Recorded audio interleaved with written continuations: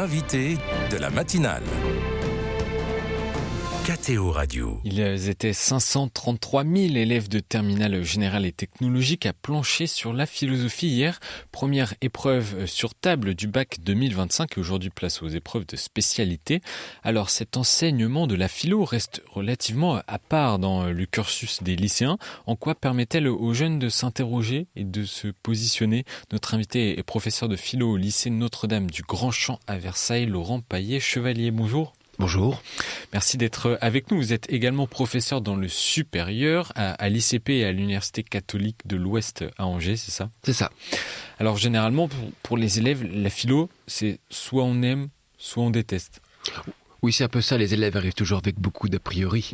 On a toujours l'expérience de papa et de maman ou des grands frères ou des grandes sœurs. C'est ça, c'est une épreuve que l'on vit génération après génération, ça reste.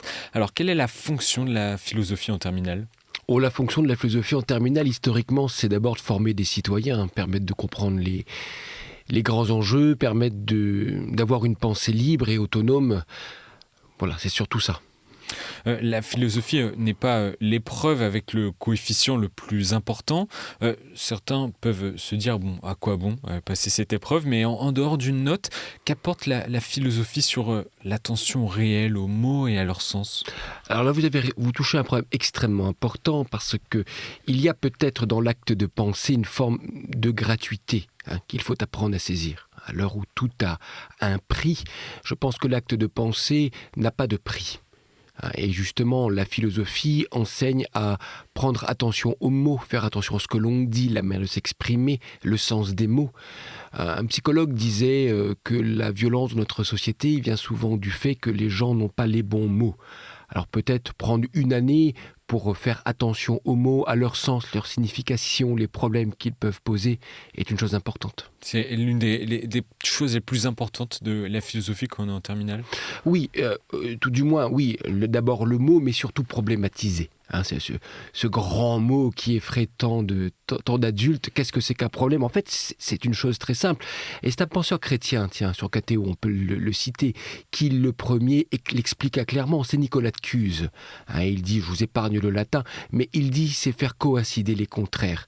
Voyez-vous, quand on dit une phrase ou quand on donne un sujet, il y a au cœur de ce sujet, au cœur des expressions que l'on emploie, parfois des sens des contresens, des sens qui vont dans l'autre sens. Et les mettre ensemble, les mettre en face, les regarder les paradoxes, comme dirait un autre grand théologien catholique, notre ami le père de Lubac, tenir ensemble les paradoxes et les regarder droit dans les yeux. C'est peut-être ça d'abord l'acte de penser.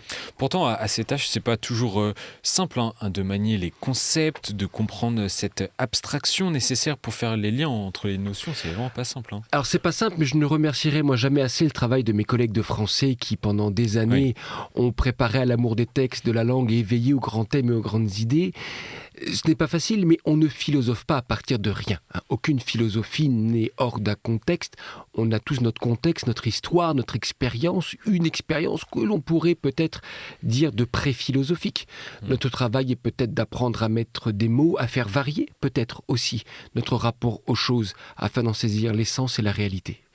Et comment les élèves de terminale font-ils la différence entre opinion et vérité, à l'heure notamment des réseaux sociaux où la véracité de l'information et la polarisation des opinions est la norme?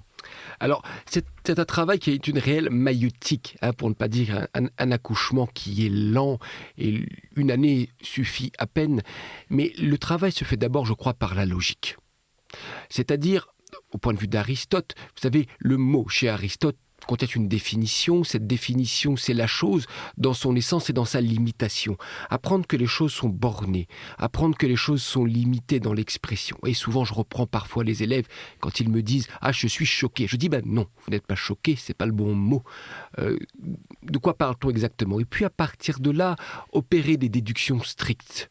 Et puis faire varier les significations. pour tenter de comprendre ce que sont les choses. Et ça se retrouve souvent dans les copies encore, ces opinions trop affirmées peut-être. Alors oui, vous savez, au début d'année, ça se retrouve de façon assez frontale et brutale, mais petit à petit, par l'amour des textes. Vous allez leur montrer que les philosophes, les grands penseurs, ne sont pas des gens bien différents de nous. Ce sont des gens qui ont eu des expériences de vie. Même le grand Platon, quand on lit Platon, on demande qu'est-ce qu'il raconte. Ne jamais oublier que ce sont des gens qui ont eu des expériences bien concrètes et qui ont essayé de donner un sens, essayé de penser, essayé de donner de la métaphysique, une orientation à ce qui a été vécu. La France est l'un des rares pays au monde, je crois, à proposer de la philosophie dès le secondaire. Est-ce que vous savez pourquoi ? Oui, parce qu'en fait, c'est historique. Bon, l'histoire serait un peu longue, nous ferait remonter très très très loin au 19e siècle avec notre ami Victor Cousin. Mais oui, donc, il y a une grande tradition depuis le 19e siècle en France de former des esprits libres, l'esprit des Lumières, tout simplement. Et quelles sont les notions à maîtriser en terminale, les grands philosophes au programme et les grandes notions à savoir articuler ? Alors, tout dépend si on est en général en technologie. Disons que pour le faire simple, à la louche, j'en ai une petite dizaine, mais ça n'a pas bien changé. Vous savez, nous, en philosophie, nous sommes aussi des gens de tradition. On parle de tradition philosophique. Donc, alors, la vérité, le beau, l'art, la technique, et j'en passe. Je pense que l'important, ce n'est pas tant les notions. Vous savez qu'une notion, qu'est-ce que c'est ? Une notion, c'est, comme on dit en français, avoir une notion de quelque chose. C'est avoir une vague idée. En fait, le programme de philosophie prend ces mots pour lesquels nous avons une vague idée. Nous avons une vague idée de la conscience, une vague idée de la vérité. Et puis, à partir de là, à partir de cette idée vague, s'enraciner dans la pensée d'un philosophe afin de pouvoir structurer et d'avoir peut-être en fin d'année une idée un peu plus claire. Mais jamais la philosophie ne clôt quelque chose. Elle n'est qu'un point de départ. Donc, si nous avons par exemple la conscience et qu'à travers les textes de Descartes ou de Freud, nous précisons la notion, il nous restera encore peut-être une vie à penser et à problématiser. Et les grands penseurs qu'on retrouve dans le programme ? Alors, le programme de philosophie, on donne une liste et puis chaque collègue est assez libre. Alors, si vous voulez, pour ma part, j'ai peut-être un petit côté un peu trop kantien, certains me diront, ou hegelien. Oui, Kant, Hegel, bien sûr, Freud, les stoïciens, etc. Ces noms-là n'ont pas beaucoup changé. Alors, le programme a évolué et on a mis au programme beaucoup de philosophes femmes qui étaient aussi peut-être la part un peu silencieuse. Et notre amie Simone Veil est entrée au programme tout récemment. La philosophe chrétienne dont on parlait il n'y a pas longtemps lors de la journée du travail. Alors, on retrouve peut-être également des philosophes ancrés dans la tradition chrétienne, non, de Saint-Augustin à Blaise Pascal ? Oui, bien évidemment. Alors, en philosophie, comme c'est l'État qui fait le programme, la philosophie laïque, souvent ce que je dis aux élèves, la sainteté appartient à une église, la pensée, quand elle est universelle. Ce qu'il faut voir, c'est que les penseurs, même s'ils sont chrétiens, ce qui est important, c'est la puissance de leur pensée. Je veux dire, la puissance et la rigueur de Saint-Augustin, qui, dans un acte contemplatif qui devient rationnel, la pensée d'un Thomas d'Aquin, qui, par la variation même sur les questions, est capable d'éclairer, surtout la seconde partie de la somme théologique, ou même Pascal, encore dans son rapport mathématique sur ou tout simplement la pensée de derrière, sur l'acte même de penser. Oui, je pense que là-dessus, il n'y a pas de religion, mais ce qu'on recherche, pensons à notre ami Jean-Paul dans Philosophe Ratio, un encyclique qui a été coécrit par mon ami André Lucien-Léonard. L'idée, c'est simplement de dire que la raison doit aller jusqu'au bout d'elle-même. La nature doit se manifester, et si la raison appartient à la nature humaine, la grâce ou le surnaturel, comme dirait le père de Lubac, vient ensuite en quelque sorte pour éclairer. Mais d'abord, la raison doit faire son travail jusqu'au bout. Les sujets tombés hier abordaient les notions d'égalité, de vérité ou encore de liberté. Une réaction sur l'un des sujets qui aurait sans doute inspiré le pape François en lien, on peut tisser des liens avec l'encyclique Laudato Si. Notre avenir dépend-il de la technique ? À quoi fallait-il faire attention sur ce sujet ? Alors, je pense que d'abord, c'est le nôtre qui est important, notre avenir. Et là, notre ami François n'aurait pas été contre ce que je dis, puisque le nôtre, c'est pas mon avenir à moi, c'est notre avenir à nous. Et donc peut-être que le sujet invite d'entrée de jeu à penser l'avenir dans sa globalité. un avenir partagé. Je crois que François disait la maison commune, si je ne m'abuse. Notre avenir dépend-il de la technique? Puis moi, je me serais attardé sur le verbe dépendre. Vous savez, dépendre, c'est d'abord la discrétion. On le connaît très bien, ça, dans la tradition chrétienne, la tradition bénédictine. C'est la discrétion, c'est à votre discrétion, ça dépend de toi. Donc, est-ce que notre avenir est à la discrétion de la technique? C'est-à-dire à ce que la technique peut faire, ses capacités? Est-ce que c'est à la technique, finalement, de trancher? Ou bien doit-on dire que notre avenir commun, notre maison commune dépend de la technique au sens où la dépendance, en pensant aux personnes âgées, est-ce que donc on est soumis à cette technique-là pour l'avenir? Et peut-être le sens latin, dépendre, prendre depuis, prendre d'eux.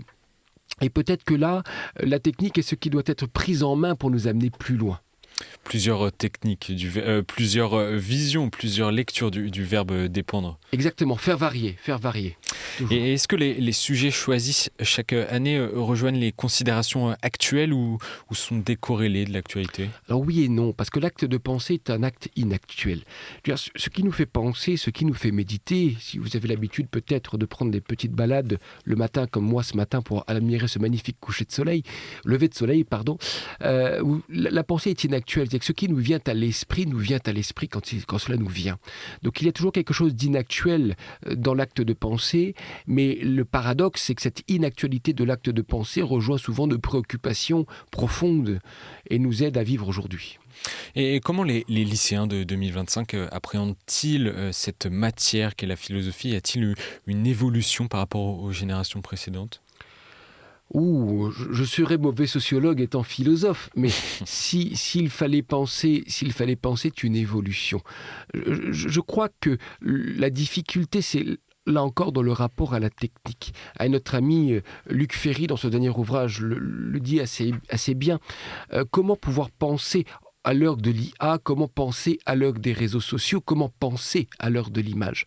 Je pense que la véritable difficulté aujourd'hui de l'enseignement de philosophie, c'est non pas de réduire la parole à une image, ne pas médiatiser au sens simple du terme la philosophie, mais qu'elle devienne toujours un acte de pensée, là où les lieux même de la pensée diminuent.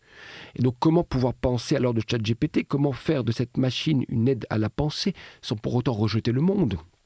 Comment penser alors même qu'il y a Instagram, les réseaux sociaux, etc., etc. Je pense que le véritable défi est là, c'est retrouver le chemin de la pensée. Mais alors que nous ne nous inquiétons pas plus que cela. Quand on lit les textes de saint Augustin, on voit que l'angoisse était la même à son époque. Et une dernière question, Laurent Paillet-Chevalier, est-ce que à 16 ou 17 ans, a-t-on la maturité pour faire de la philosophie, ou même plutôt peut-on faire de la philosophie à tout âge? Oui, alors là, j'aurais fait un jeu de mots. À 16 ans, l'ascèse est toujours possible. Parce qu'effectivement, on dit toujours qu'en philosophie, il y a une ascèse de la chaise. C'est qu'il faut savoir rester assis, savoir rester assis pour lire. Et je pense que ça, c'est possible à tout âge. Il ne s'agit pas de commencer par de grands traités. Il faut simplement commencer par analyser les mots, ouvrir un simple Robert. Regarder les mots, leur signification, et puis en fonction des idées, chercher des textes. Peut-être petits, pourquoi pas même de la poésie. L'idée, c'est de penser et de trouver un chemin de rationalité. Et puis une fois qu'on a trouvé une piste, prendre un grand texte, un grand modèle et le lire. S'attacher, même si on ne comprend pas, ne pas baisser les bras, lire, relire, mais le texte. Et notre esprit, notre lumière naturelle sera capable de nous guider vers la compréhension du texte. Voilà une invitation. Merci Laurent Paillet-Chevalier d'être venu dans les studios de KTO ce matin pour parler de l'intérêt, de l'importance de la philosophie en terminale au lycée. Les étudiants, les lycéens en terminale qui planchent d'ailleurs toute cette semaine pour le bac 2025. Je rappelle donc que vous êtes professeur au lycée Notre-Dame du Grand Champ à Versailles. Bonne journée à vous. Bonne journée, merci.